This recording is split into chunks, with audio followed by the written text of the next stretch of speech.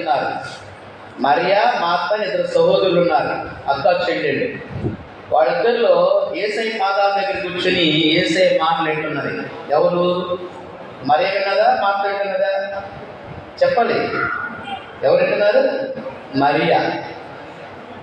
కాబట్టి మనము చేపలు పట్టుకునే జాలలు ఉన్నారు కదా, పేతురు, యాకోబు, యోహాను అంటే చదువుకోవాలి. కానీ యేసయ్య ఎలా మార్చాడు? మనుషులు పట్టు జాలలుగా మార్చాడు. దేవుని స్తోత్రం చెప్పండి, హల్లెలూయా. వాళ్ళు ఎప్పుడైతే తగ్గించుకున్నారో, వాళ్ళు ఎప్పుడైతే ప్రభువుని ప్రేమించారో, ఎప్పుడైతే ప్రభు మాటలు లోబడ్డారో, చూడండి, సమస్తం విడిచిపెట్టి యేసయ్యని వాళ్ళు వెంబడించారు.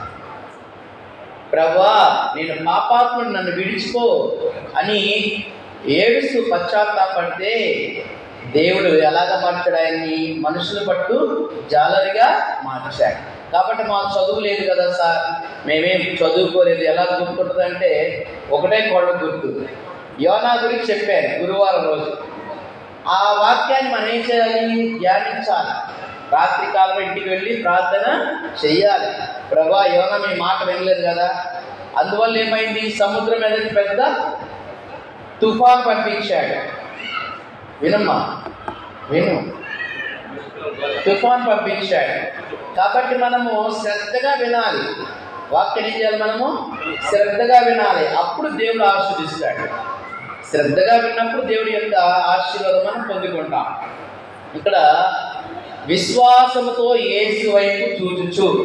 అందరూ చెప్పండి, విశ్వాసంతో యేసు వైపు చూచుచు.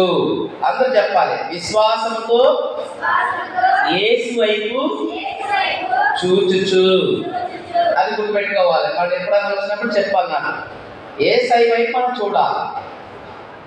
సరే, ఇక్కడ మనము దేవుని యొక్క వాక్యం చూసినట్లయితే అబ్రహాము యొక్క విశ్వాసం. ఎవరి విశ్వాసము? అబ్రహాము యొక్క విశ్వాసం. దేవునికి మనము ఇష్టమైన బిడ్డలుగా మారాలంటే మనలో ఏముండాలి? ఏముండాలి చెప్పండి? ఇప్పుడే చెప్పాను, విశ్వాసం ఉండాలా? ఏముండాలి? విశ్వాసం ఉండాలి. దేవుడు మనం చూస్తున్నాడు, ప్రతి ఒక్క హృదయానికి వస్తున్నాడు. ఏ బిడ్డ నా వాక్యం వింటున్నది? మరి ఎవరు వాక్యం అశ్రద్ధగా ఉన్నారు, నిర్లక్ష్యంగా ఉన్నారు, అందరినీ మన దేవుడు చూస్తున్నాడు. ఆయన చూచుచున్న దేవుడు. దేవుని స్తోత్రాలు చెప్పండి, హల్లెలూయా. మన యేసయ్య ఎలాంటి వాడు? చూచుచున్న దేవుడు. అబ్రహాముకి దేవుడు ప్రత్యక్షమై ఒక మాట చెప్పాడు. అప్పుడు ఆయన వయసు 75 సంవత్సరాలు. ఎంత వయసు? 75 సంవత్సరాలు. నీకు ఒక కుమారుని ఇస్తానన్నాడు.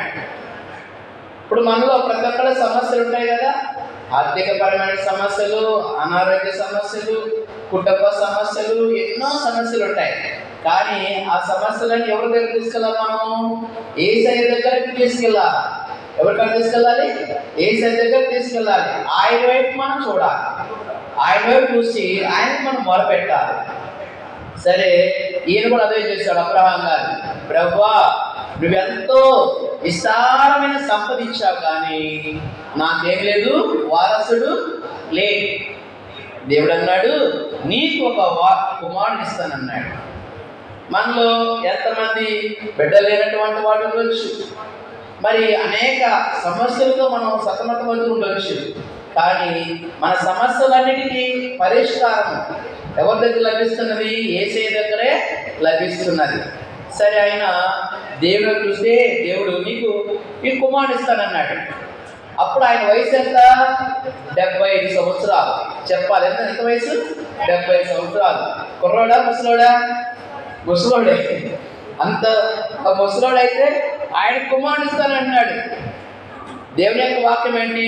నమ్ముట నీ వాళ్ళైతే నమ్మవానికి సమస్తము సాధ్యం అన్నాడు. దేవుడు స్తోత్రాలు చెప్పండి, హల్లెలూయా. కాబట్టి నువ్వు నమ్మితే జరుగుతుంది, నమ్మితే జరుగుతుంది. ఈ సంవత్సరం నాకు వచ్చిన వాగ్దానం కూడా నమ్ముట వల్ల నీకు నమ్మితే సమస్తము జరుగుతుంది.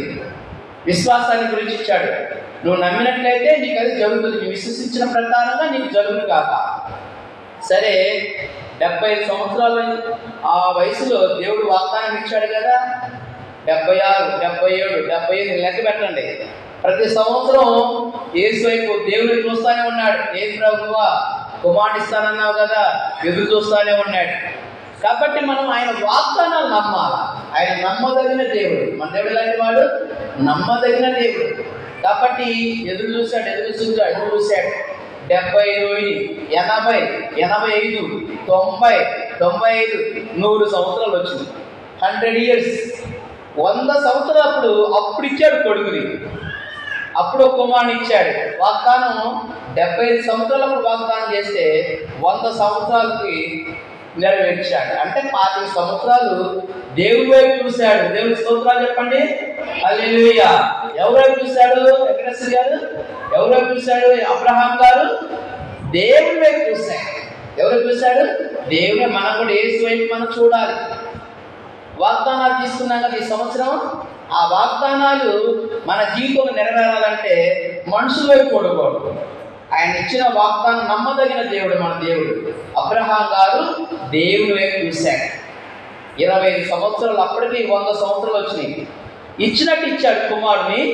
మళ్ళీ ఆ కుమారుడు పెరిగి పెద్ద చాలా సంతోషంగా ఉన్నాడు. దేవుడు సడన్ గా మళ్ళా ప్రత్యక్షమయ్యి నీ కుమారుని మొరియా అనే పర్వతాన్ని దగ్గర తీసుకొచ్చి నాకు బలి ఇవ్వమన్నాడు. బలి ఇవ్వడం ఏంటి? ఒక్కగానొక్క కొడుకు ఇచ్చేసి లేక ఒక కుమారుడు ఇచ్చావు, ఈ సంపద అంతటి ఆయన వారసుడు కదా, మరి ఆయన బలి ఇవ్వడం ఏంటి? ఆశ్చర్యపోయాడు. అయినా కూడా దేవుడు కార్యం చేయకాడు. ఆయనకున్న విశ్వాసం చూడండి, ఆయనకున్న విశ్వాసము. ఇది ఒక పరీక్ష. కాబట్టి యేసు వైపు మనం చూసినప్పుడు ఇన్ని పరీక్షలున్నా కూడా మనం విజయం సాధిస్తాం. దేవుడి స్తోత్రాలు చెప్పండి. హల్లెలూయా. విశ్వాస పరీక్ష జరిగింది.